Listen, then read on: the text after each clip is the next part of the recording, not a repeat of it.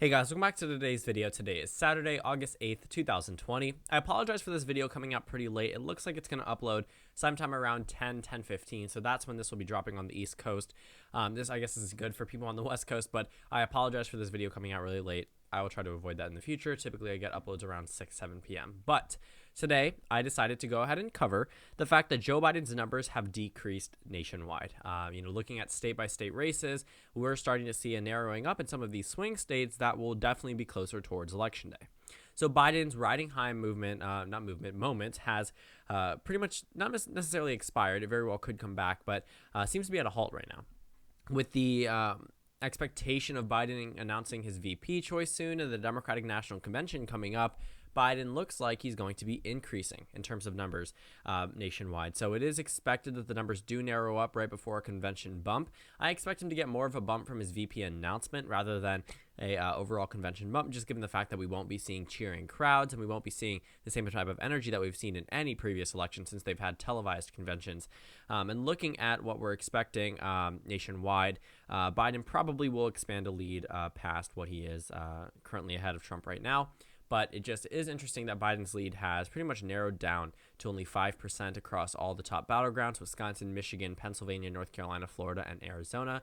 And then on the national average, his numbers actually haven't fluctuated too much. If we look at the FiveThirtyEight numbers, he's at a 7.8% lead, but then you go ahead and take a look at the RCP national average, and Biden only leads by 6.4%. That's down from an 8.8% lead just 2 weeks ago. So let's take a look at these top battlegrounds, because this is where the electoral votes actually come from. And I do expect, like I said, Biden to do better as the next couple of days come out, once he comes out with more information about his campaign, but the narrowing up was inevitable. Biden's numbers nationwide seem to be pretty much around where they were in the entire month of July, but in June, Biden was definitely at a much higher point when he had a 10-point lead over President Trump. Biden has officially dropped down below 50%, which isn't too unexpected. Hillary Clinton never even reached 50% in polling after she had won the nomination, so Biden being at a 7.8% lead over Trump is nothing to laugh at, just that the lead was a little bit stronger just a couple of weeks ago. But again, this was all expected to not necessarily come crashing down, because it's not, but to narrow up state by state. So let's take a look at where Biden leads. He currently has a 5-point lead in Wisconsin. Now, we're going to characterize all of the races that actually had two drastic movements in 2016. If we look at 2016, Trump was up 1%. He ended up winning by 3.7%. So that was a 2.7% change.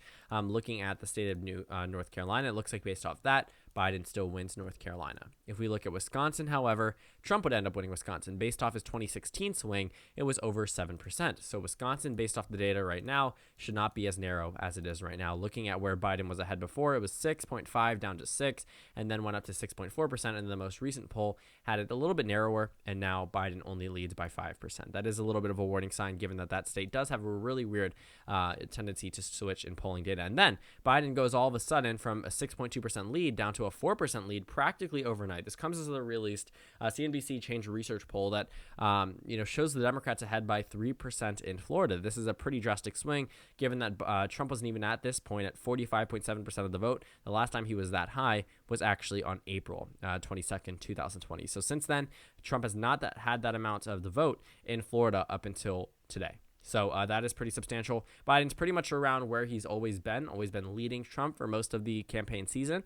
And now it looks like he's still ahead of Trump by 4% in this state, but you can't ignore this 2% increase for Donald Trump. It still would go to Joe Biden based off the 2016 numbers if we're to adjust for the incorrect polling in 2016, but that 29 electoral votes. In Pennsylvania, this state actually has narrowed up fairly recently. Biden was ahead by 8.5% just 2 weeks ago, and then recent polling data comes in. We hit August, and Biden's still ahead by 6%, and then a new poll comes out, CNBC Change Research, which shows Biden ahead by 2%. So Change Research usually isn't too spot on. For whatever reason, they see Arizona more drastically blue than some other states, so it really doesn't make sense, but it is starting to add up with some of the data that we're seeing. So looking at where Biden is at a 4.7% lead statewide in Pennsylvania, that is a tad bit of a warning sign. Still adjusting for the 2016 margin of error, it still goes to the Democratic Party. Now, Michigan had Hillary Clinton up. We can actually see the numbers here by 3.4% on Election Day. Trump won by 0.3%. That's a 4-point swing. Biden's ahead by 7.5% here. This is the only state where his lead actually hasn't dropped from where it was just 2 weeks ago. So Michigan stays roughly the same point. And actually, Arizona seems to be roughly where it was 2 weeks ago as well. Biden has pretty much always had a 3-4 point lead in this state, and it looks like he's maintaining that 3-4 point lead. So Michigan and,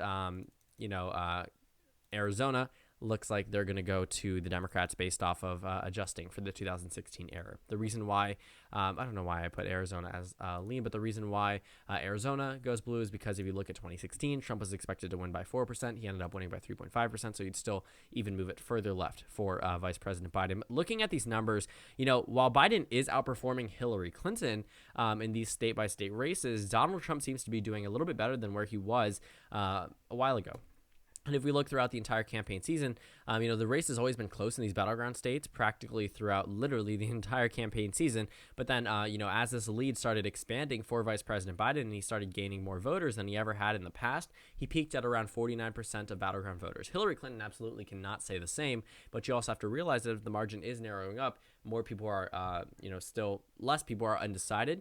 But if they're not undecided, it's breaking for Joe Biden. That doesn't help him on election day. So the state-by-state races are narrowing up on the RCP national average. It seems like it is, but then you have to go ahead and take a look at the 538 national average. And you also have to realize that they do adjust for a lot of inaccuracies in polls, and they don't necessarily accept incorrect or pollsters that have a really, really shaky record. Putting Biden ahead at 7.8% is nothing to laugh at. Like I said, I do think that it is interesting just taking a look at where the national average is compared to these statewide races. So public confidence in a Biden election is starting to go down, and a Trump re-election is starting to go up. If we look at the latest betting odds, it hasn't too drastically changed. 61 cents for a Joe Biden share on August 5th, down to 59.